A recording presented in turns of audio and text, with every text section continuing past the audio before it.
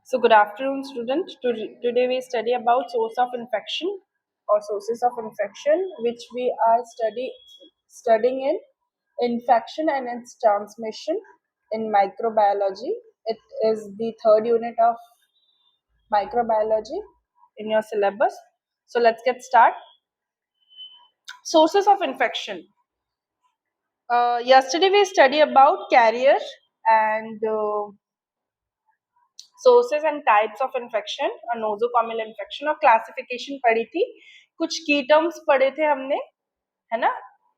तो और इंट्रोडक्शन पढ़ा था इस सब्जेक्ट का, ओके, इस चैप्टर का। So let's get start.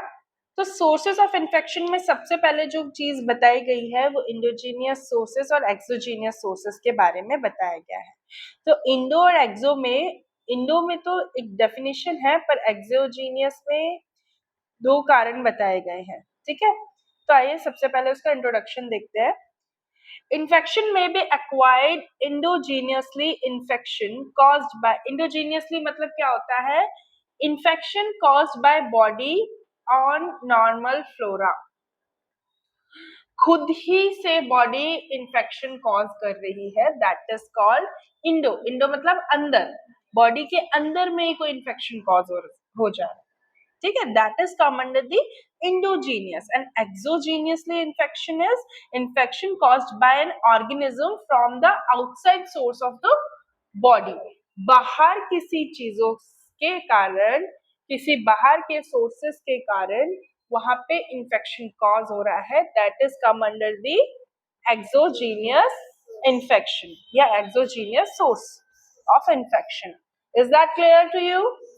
Okay, so let's come under the endogenous sources. Endogenous sources, these sources leads to endogenous or auto infection. The source of infection is body's own normal flora, which may behave as a pathogen outside their normal natural habit. For example, E. coli, a normal flora of intestinal tract, may be caused urinary tract infection. Streptococcus verdianus, a normal flora of mouth, may cause infective endocarditis. Okay, so endogenous का मतलब होता है हमारे अंदर के खुद ही जो pathogens रहते हैं वही खुद इन्फेक्शन कॉज करने लग जाएंगे। अब यहाँ पे एग्जांपल दिया है ई कोलाई बैक्टीरिया का। अब ये जो ई कोलाई बैक्टीरिया है ना बच्चों, ये ऑलरेडी हमारे इंटेस्टाइन में प्रेजेंट होता है, ठीक है। ये अच्छा बैक्टीरिया होता है, इसको गुड बैक्टीरिया बोलते हैं। हमने देखा ना, जो दही खाते हैं उस वो प्रोबायोटिक्स का काम करते हैं। प्रोबायोटिक्स हम जो बैक्टीरियाज रहते हैं वो क्या रहते हैं, स्ट्रेंथन करते हैं, वो अच्छे बैक्टीरिया, दही में अच्छे बैक्टीरियाज होते हैं, ठीक है। अच्छे बैक्टीरिया हमारी बॉडी को क्या करते हैं, अच्छा सोर्स प्रोवाइड करते हैं, स्ट्रेंथ देते हैं। अगर वही ये बैक्टीरियाज पैथोजन कॉज करने लग, डिजीज कॉज करने लग जाए, है ना, तो फिर ये किसके अंदर आ जाएगा, इंडोजीनियस के अंदर। समझ में आया? ठीक है, यहाँ पे इनका नेचुरल हैबिट है कि ये इंटेस्टाइन के अंदर रहते हैं, दैट इज नॉर्मल, ये नॉर्मल फ्लोरा में रहते हैं। पर अगर यही अपने नॉर्मल फ्लोरा से निकल के पैथोजन डिजीज बन जाए या डिजीज कॉज करने लग जाए या इन्फेक्शन कॉज करने लग जाए, that is known as indigenous source. Is that clear to you? समझ में आया अनुश्री? हाँ बेटा, बेटा थोड़ा साइड हो रहा है तो दिख नहीं रहा है वो दोनों।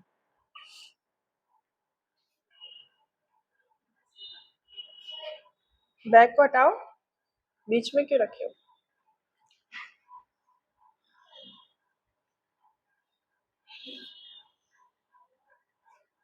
Okay, so next come to the exogenous source. Exogenous source क्या है? सबसे पहला इसमें है मैन और दूसरा है एनिमल।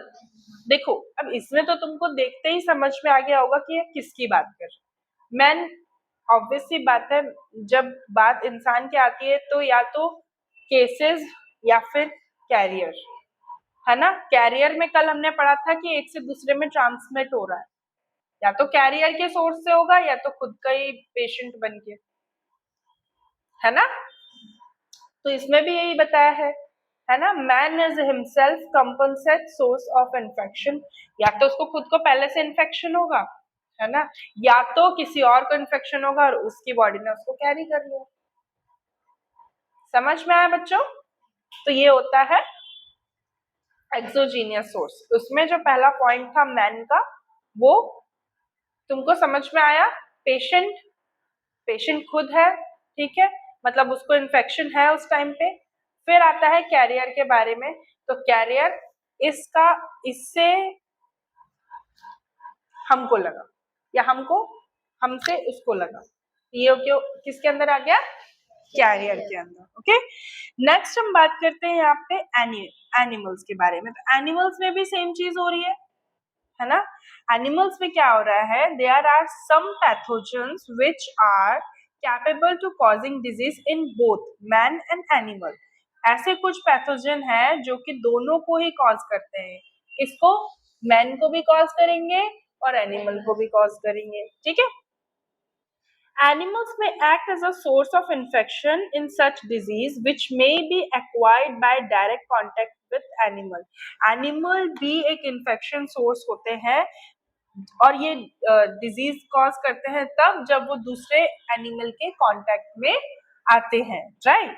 फिर आता है एनिमल बाइट और इजेशन ऑफ कंटामिनेटेड मीट और milk from such diseased animal. The infection in animal may be asymptomatic and these animals may serve as a reservoir of human infection.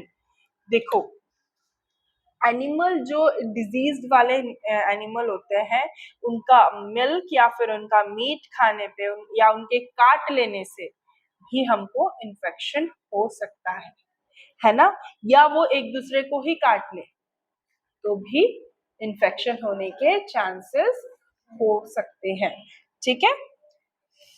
फिर आता है infectious disease transmitted from animal to man either directly or indirectly by a vector are called zoonosis, ठीक है। अगर जो animal से man में आती है, ठीक है, मैमल जो हम ह्यूमन बींग्स में आती है डिजीज, उस प्रोसेस को क्या बोलते हैं?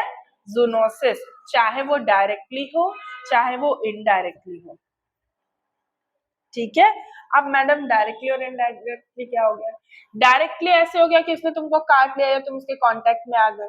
इनडायरेक्टली ऐसे कि उसने जो छींक दिया या कुछ ऐसा कर दिया, है ना, तो उसके कांटेक्ट में आ गए, है ना। इनडायरेक्टली या फिर उसका मटन मीट कुछ खा लिया तुमने, इनडायरेक्टली सोर्स है ना, वो उसके उस प्रोसेस को क्या बोलते हैं? जूनोसिस। अब इससे इंक्लूड क्या क्या होता है? बैक्टीरिया होता देखो बैक्टीरिया हो गया, है ना, बैक्टीरियल, वायरल, रिकेशियल, फंगल, प्रोटोजोल और हेलमिंथिक, ठीक है। अब बैक्टीरियल में आ गया tuberculosis, anthrax, salmonella, food poisoning, unique और प्लग। वायरल में आ गया रेबीज, येलो फीवर। ये सब पता है ना किसमें होता है? कुत्ते में होता है रेबीज, येलो फीवर होता है, प्लग ट्यूबरक्लोसिस भी होता है, बहुत सारे एनिमल्स को ट्यूबरक्लोसिस होता है, टीबी की बीमारी भी होती है, एंथ्रेक्स वायरस भी होता है, एंथ्रेक्स बैक्टीरिया भी होता है ना। फूड पॉइजनिंग कॉज करता है जो साल्मोनेला, वो भी होता है। फिर आता है रिकेशियल में म्यूरिन थाइपस, थाइपस थाइपस ये मैं तुमको बताऊंगी अच्छे से। फिर आता है माइक्रो इकैनेसिस, जूफिलिक डर्मेफोटोटाइप्स। ये फंगल इन्फेक्शन है जो डर्मिस लेयर में होता है, ठीक है। फिर आता है प्रोटोजोआ। तो क्या है? लेमिशिया, ये जो डिजीज है ना, ये भी मैं तुमको बाद में बताऊंगी। हेलमिंथिक हाइडेटिक सिस्ट, ठीक है, जिसमें डॉग और टैपवॉर्म, डॉग के अंदर होता है टैपवॉर्म। हेलमिंथिक सिस्ट मतलब होता है किरमी, किरमी होती है ना, बहुत सारे एनिमल्स को होती है, पेट में उनमें कीड़े रहते हैं, किरमी बोलते हैं उसको, है ना। उसमें टैपवॉर्म, भालू को देखना इतने लंबे लंबे पाइप जैसे ऐसे टैपवॉर्म निकले रहते हैं, वो पूरा खाना खा जाते हैं तुम्हारा। एक बार चिपक गए तुम्हारी आंतों में तो निकलते नहीं है, बड़े होते जाते हैं। इसको टैपवर्म बोलते हैं, ठीक है। So these all are come under the zoonosis. समझ में आया? Then next insect. इंसेक्ट क्या होते हैं? ऑर्थोपॉड ब्रोन होते हैं, मतलब वो ऑर्थोपॉड बॉर्न डिजीज फैलाते हैं, ऑर्थोपॉड की स्पीसीज से आते हैं, ठीक है। The disease caused by insect are called arthropod borne disease. The insect transmitted pathogen are called vector. Blood sucking insect like mosquito, ticks, mites, flies, fleas act as source of number of human and animal. Obvious सी बात है, mites और flies और ticks भी एक parasite होता है, infection cause करता है। मॉस्किटो भी हमारा ब्लड सकिंग होता है ना। लाइस मतलब जुए भी हमारा ब्लड सक करते हैं। तो ये क्या किसके अंदर आते हैं? इंसेक्ट के अंदर आते हैं। किसके? इस जो इंसेक्ट कॉजिंग डिजीज होती है उसको हम क्या बोलते हैं? ऑर्थोपॉड बॉर्न डिजीजेस, ठीक है। फिर आता है सॉइल। सॉइल में हम क्या पढ़ते हैं? सॉइल में serve as an important source of parasitic infection like roundworm and hookworm infection. Soil क्या है? सॉइल एक इम्पॉर्टेंट सोर्स होता है पैरासाइटिक इन्फेक्शन का, जैसे कि राउंडवॉर्म हो गए, हुकवॉर्म इन्फेक्शन हो गया, ठीक है, या स्पोर्स हो गए टिटनस के, टेटनस लिखा है ना। फिर आता है गैस गैंग्रीन। गैस गैंग्रीन तुमको डायबिटीज वाले पेशेंट में दिखने को मिलेगा, शायद तुमने देखा भी हो शायद कभी। पूरे जो ये फिंगर्स होते हैं ना, पहले वो नाखून से शुरू होता है, नाखून से पूरा हाथ खराब कर देता है। ये गैस गैंग्रीन ग्रीन कलर का होता है, एकदम ग्रीन, हरा कर देगा, हरा। उससे हाथ काटना पड़ता है, नहीं तो पूरी बॉडी हरा कर देगा, खराब कर देता है, गला देता है एकदम। मैंने देखा है, हम लोग जब स्टूडेंट थे तो स्टूडेंट लाइफ में जब हम प्रैक्टिकल्स के लिए जाते थे तो गैस गैंग्रीन के पेशेंट, और ये डायबिटीज वाले पेशेंट को बहुत होता है। समझ में आया? तो तुम लोगों को प्रैक्टिकल में देखने को मिलेगा, एक्सपोजर होगा गैस गैंग्रीन के पेशेंट, ठीक है। तो gas gangrene remain visible in the soil several decades and severe as source of infection is histoplasma capsulotum causing histoplasmosis, or some bacteria like Necrodia asteroids causing necrodysis also survive in soil then cause human infection। देखो मिट्टी में इतने सारे parasitic infection होते हैं, जैसे कि हुकवॉर्म वगैरह, स्पोर्स होते हैं, टिटनस होता है, गैस गैंग्रीन होता है, जितने भी नाम दिए हैं ना बैक्टीरिया के, ये सारे सॉइल में होते हैं। और पहले के जमाने में बेटा सॉइल से ही हम बर्तन धोते थे, है ना। पहले तो सोप वगैरह डिश वॉश नहीं था, तो हम सॉइल से ही धोते थे। तो जो हम जब सॉइल से बच्चे बर्तन धोते थे तो कई बार क्या होता है, सॉइल अब पता नहीं कहाँ की है ना, उसमें ऑब्वियसली बात है बहुत सारे क्योंकि बहुत सारे जीवाणु रहते हैं सॉइल, है ना, और बॉडी को डिकम्पोज करते हैं, बॉडी खाते हैं, ये सब सब ऊपर आ जाते हैं। ये ऐसे कुछ जो हार्मफुल बैक्टीरियाज है उसमें लगकर इंसान को अफेक्ट करते थे। और क्योंकि पहले लोग नंगे पैर चलते थे, नंगे पैर बहुत चलते थे, चप्पलें नहीं होती थी हर किसी के पास, है ना। तो उसके वजह से बहुत सारी चीजें पैरों में लग के या नाखूनों में घुस के आ जाती थी, तो इस वजह से बहुत सारी डिजीजेस उनको देखने को मिलती थी, और ये सॉइल की ही डिजीज या इन्फेक्शन है। क्लियर हुआ बच्चों? Next is water. वाटर में भी बहुत सारे बैक्टीरिया होते हैं, जैसे कि कॉलेरा, पोलियो, हेपेटाइटिस ए और E, typhoid, number of parasitic disease. कई बार तुमने देखा होगा जब पानी चेंज होता है तो अचानक से बीमार हो जाते हैं, है ना, जैसे क्योंकि due to the contaminated of water, बहुत जगह का, जैसे तुमने नई जगह स्विच भी की हो तो अगर टंकी में बहुत समय का पानी की जो टाकी होती है, टंकी जो होती है, उसमें बहुत समय तक के पानी स्टोर होता है, और वो पानी अगर तुम कभी यूज में ले लो या मुंह में चला जाए तुम्हारे, तो टाइफाइड होता है, उसकी वजह से टाइफाइड होता है। वाटर से, और जो कंटामिनेटेड वाटर्स होते हैं मोस्ट ऑफ नदी वगैरह, क्योंकि पहले के टाइम पे बहुत लोग सैनिटेशन के लिए, देखो प्रॉपर था नहीं, लोग जो सैनिटेशन के लिए बाहर जाते थे, है ना, टॉयलेट वगैरह बाहर ही जाते थे, और फिर मतलब उसी में धोना करना, कपड़े वगैरह उसी में धोना, सब कुछ उसी में करना, पानी के अंदर ही करना, नहाते भी थे, पानी पीने का भी पानी उसी से भरते थे, भले कितना साफ पानी तुम्हें दिख रहा है पर एक्चुअल में तो वो नहीं है ना, है ना।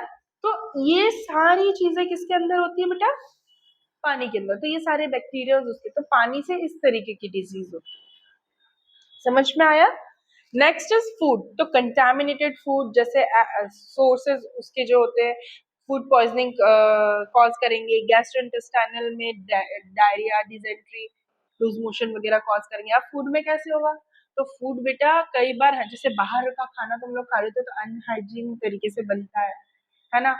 रिफाइंड तेल को 3-4 बार यूज करते, 5 बार यूज करते, वही वही तेल में, वही वही तेल में, वही वही, जो काला काला हो जाता है उससे भी दिक्कतें आती, बीमारी आती गैस्ट्रोइंटेस्टाइनल ट्रैक्ट्स में।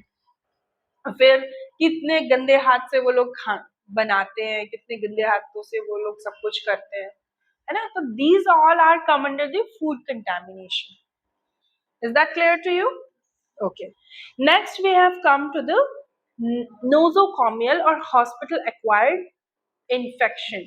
As I told you earlier about it, कि nosocomial infection हमको क्या होता है कि पेशेंट जब चला जाता है ठीक हो गया तो 30 दिन के अंदर फिर वो बीमार हो जाता है।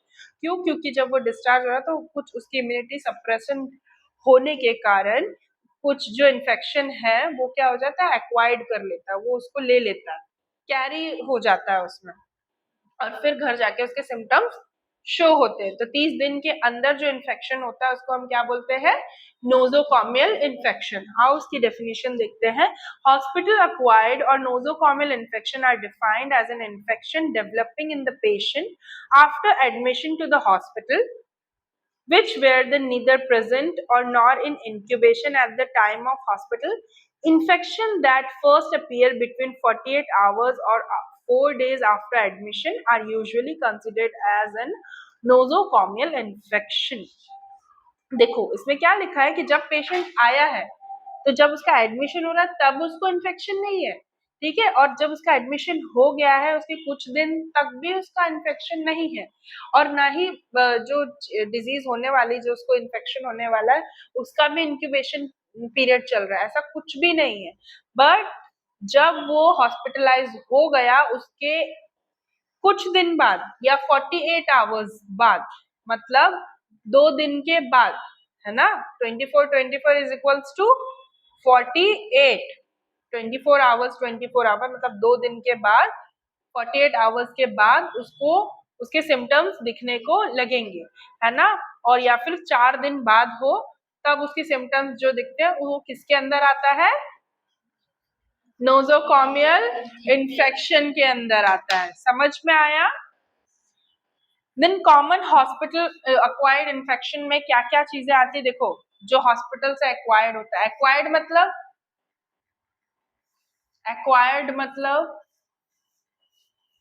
जहां से हो रहा है, जहां से आया है, एक्वायर्ड मतलब उसको एक्वायर्ड कर लिया, उसका मतलब उसमें आ गया, ठीक है।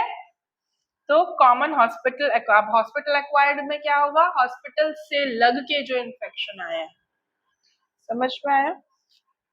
क्या क्या है, यूरिनरी ट्रैक इन्फेक्शन। अब यूरिनरी ट्रैक इन्फेक्शन कैसे होता है, ये इकोलाई बैक्टीरिया और कालबेसिलाई बैक्टीरिया जो होता है उसकी वजह से होता है। क्यों होता है, क्योंकि बेटा देखो जनरली क्या होता है, ऐसे इंस्ट्रूमेंट अगर यूज कर रहे हैं तो कुछ जो बेड रिडन पेशेंट होता है जब वो यूरिनाइजेशन के लिए जाता है तो उसको देते हैं एक यूरिन पॉट, है ना। अब जरूरी तो नहीं कि वो यूरिन पॉट उसी के लिए यूज किया गया, उसका यूरिन डिस्कार्ड करके किसी और पेशेंट को दे दिया, अब उसके यूरिन, तो कई बार क्या होता है ऐसे यूज करने जो कॉमन ऐसे यूज करने, जैसे पब्लिक टॉयलेट्स भी अगर यूज करते हैं तो भी इन्फेक्शन होगा। हमें नहीं पता ना प्रॉपर सैनिटाइजेशन हो रहा है कि नहीं। घर में अगर हम यूज कर रहे हैं तो हमारे घर की टॉयलेट हमें पता है क्लीन रहती है, बाहर अगर करें तो हमारी इच्छा भी नहीं होती है करें, क्योंकि गंदा रहता है, वहां से लग के आ जाता है यूरिनरी ट्रैक इन्फेक्शन। इन्फेक्शन, और वो एक्टिव कर देता है इन बैक्टीरियाज। समझ में आया? और ये यूरिनरी ट्रैक इन्फेक्शन ज्यादातर फीमेल्स में देखने को मिलता है। क्यों? क्योंकि हम बैठकर जब हम जो यूरिन वॉइड करते हैं तो हमारा डायरेक्ट कांटेक्ट होता है, ठीक है। मेल्स में तो पीनस का जो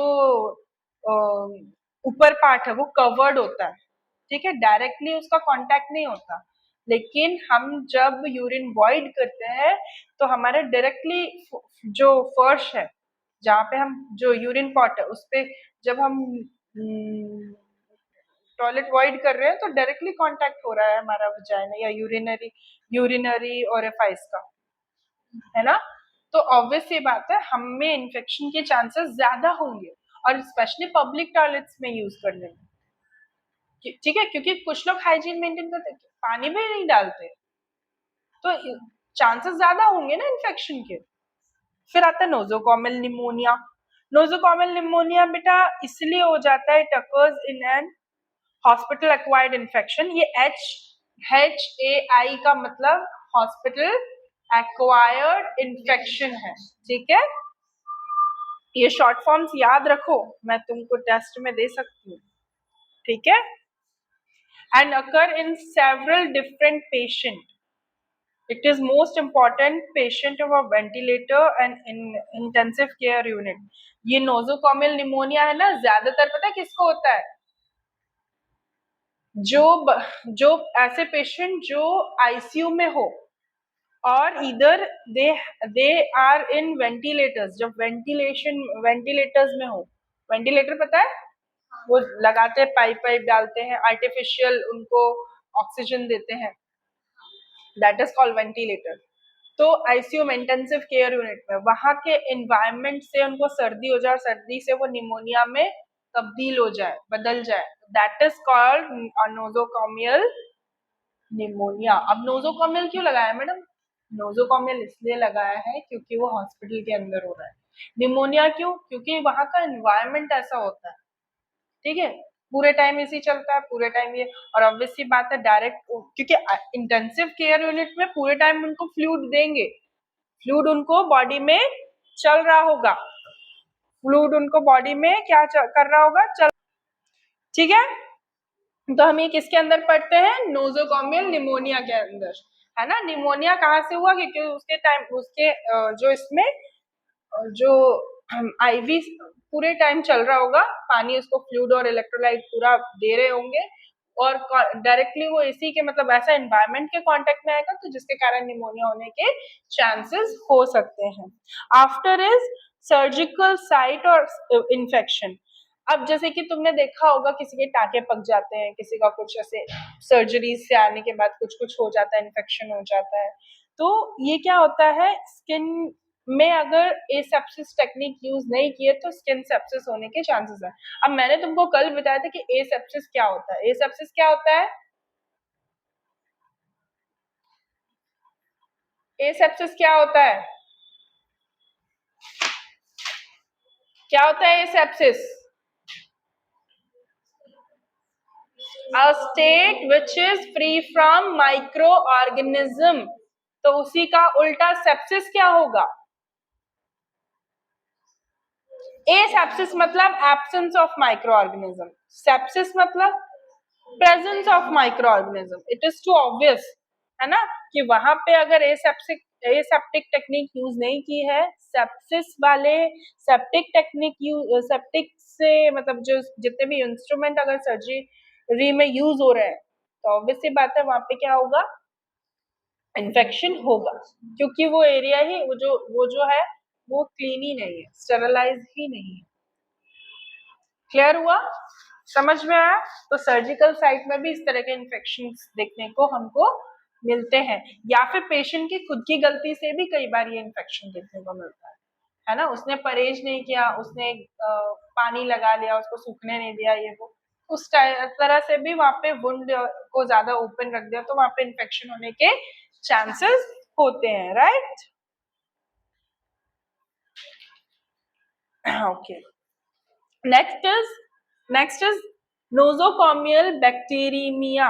बैक्टीरियमिया। तो यहाँ पे आता है बैक्टीरियमिया में these infection represent a small portion of nosocomial infection, approximately 5%, but case of fatality rate are high. Infection may occur at the skin entry site of the intravascular device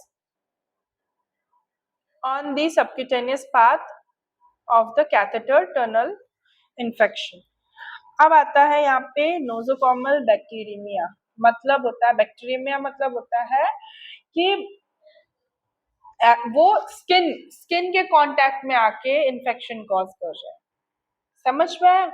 जैसे कोई भी cannula या कोई भी catheter वगैरह तुमको लगाया है, ठीक है, अब तुम्हारे स्किन में जा रहा है तो वहां पे इचिंग और बर्निंग सेंसेशन ये सब फील होता है, ठीक है, स्किन में, है ना। तो वो इन्फेक्शन, कई बार देखते हैं ना, इन्फेक्शन हो रहा है, रैशेज हो रहे हैं, ऐसा, तो वो स्किन में सुपरफिशियल, वो किसी बैक्टीरिया के कारण से होता है। ये 5% ही नोजोकॉमल, क्योंकि हॉस्पिटल में क्या है, बहुत सारे तरह के पेशेंट होते हैं, कई बार हम ऐसा टच कर देते हैं, छींका खांसा वालों को, या कुछ भी ऐसा टच हो गया तो हमको इचिंग या रैशेस वगैरह होने लगेंगे, है ना। तो वो स्किन के साइड, उनका पाथ क्या रहता है, स्किन, ऊपरी स्किन पे कांटेक्ट करना, ठीक है, okay. Then next is symptoms of HAIS। अब HAIS मतलब हॉस्पिटल एक्वायर्ड इन्फेक्शंस। सिम्टम्स क्या क्या होंगे, देखो, फर्स्ट साइन होगा इन्फेक्शन का और अदर साइन होंगे इन्फेक्शन के कि रैपिड ब्रीदिंग, जल्दी जल्दी सांस लेना, rapid breathing. Next is mental confusion, उसको समझ नहीं आएगा। फिर लो ब्लड प्रेशर होगा, फिर reduce output, urine output reduce होगा। यूरिन आउटपुट कैसे रिड्यूस होगा, कम कम यूरिन जाए। फिर आएगा high white blood cell count, white blood cell ज्यादा बढ़ेंगे, ठीक है, WBCs। Patient with have UTI have pain while urinating and blood in urine, uremia की भी कंडीशन हो सकती है। UTI मतलब यूरिनरी ट्रैक्ट इन्फेक्शन होने के चांसेस रहेंगे, और उसको पेन होगा जब वो यूरिनेटिंग करेगा, मतलब यूरिन वॉइड करेगा, वॉइड मतलब यूरिन करना, ठीक है, यूरिन पास करना, ठीक है। और ब्लड भी आ सकता है यूरिन में, जिसको हम यूरेमिया कहते हैं, ठीक है। सिम्टम्स ऑफ निमोनिया भी देखने को मिलता है, डिफिकल्टी इन ब्रीदिंग भी होती है, इनएबिलिटी टू कफ, है ना। फिर लोकलाइज्ड इन्फेक्शन जैसे कि स्वेलिंग होगी, रेडनेस होगा, टेंडरनेस होगी, टेंडरनेस मतलब जकड़न, ठीक है। फिर आता है स्किन अराउंड सर्जिकल वुंड के, वहां पे क्या क्या देखने को मिलेगा हमको, रैपिडली डिस्ट्रक्ट करेगी डीपर लेयर्स को, मसल्स टिश्यू को भी डिस्ट्रक्ट मतलब खराब करना, ठीक है, उनको भी डिस्टर्बेंस करना। अभी कट तुमको सिर्फ यहाँ लगा है, वुंड हुआ, वुंड यहाँ पे हुआ है, अब वो इन्फेक्शन की वजह से अंदर की लेयर को भी परेशान करेगा, अंदर तक गहरा करेगा, ठीक है। तो ये सारे सिम्टम्स हमको HIS में देखने को मिलते हैं।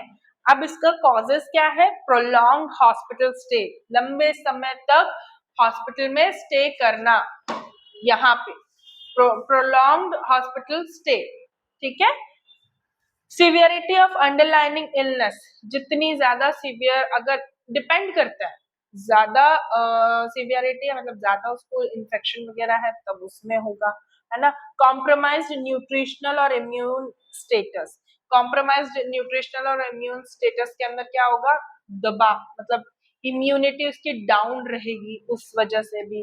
Used of indwelling catheters, indwelling catheters, catheters बहुत लंबे समय तक जो यूरिन वॉइड करते हैं, बेड रिडन पेशेंट होते हैं, उठ नहीं सकते, उनको ध्यान नहीं देना, उनका पेरिनियल एरिया क्लीन नहीं करना, और पूरा कैथेटर वगैरह उनको लंबे समय, कोई भी चीज लगी रहेगी तो पेन करेगा ना, इन्फेक्शन वहां पे होने के चांसेस है। तो वो क्या होता है, 1 वीक में या 3 to 4 days में चेंज करने का रहता है, वो नहीं करते, 2 हफ्ते पड़े रहने देते, तो उस वजह से भी इन्फेक्शन होंगे, है ना। फिर failure of health care worker to wash their hand before procedure, कोई भी प्रोसीजर तुम लोग भी ध्यान रखना, कभी भी पेशेंट को टच कर रहे हो तो आफ्टर और बिफोर दोनों टाइम हैंड वॉशिंग करना बहुत जरूरी है, ठीक है, जब पेशेंट के पास जा रहे हो तब भी और पेशेंट के पास से आ रहे हो तो हैंड वॉशिंग के लिए तुमको जाना जरूरी है। पेशेंट के पास जा रहे हो तो पेशेंट को बचा रहे हो हैंड वॉशिंग करके, और जब पेशेंट से बाहर आ रहे हो तो अपने आप को बचा रहे हो हैंड वॉशिंग करके। समझ में आया? ठीक है, फिर आता है prevalence of antibiotic resistance bacteria from the over use of antibiotics. Prevalence of antibiotics resistance, जितना प्रिवलेंस है, रेट है एंटीबायोटिक का, वो रेजिस्ट करना है। एंटीबायोटिक बहुत ज्यादा अगर तुम खाने लगोगे तो तुम्हारी जो बॉडी उसको रेजिस्ट करने लगेगी, ज्यादा दवाई फिर वो एक्सेप्ट नहीं करेगी, कितनी भी खा लोगे फिर असर नहीं करेगी। समझ में आया? तो इसीलिए जितना भी एंटीबायोटिक है ओवर यूज नहीं करना है, जितनी है उतनी ही यूज करना है। ठीक है, so that's all for today. Tomorrow we'll continue from the diagnosis of HAIS and treatment and its treatment, prevention, control. Okay.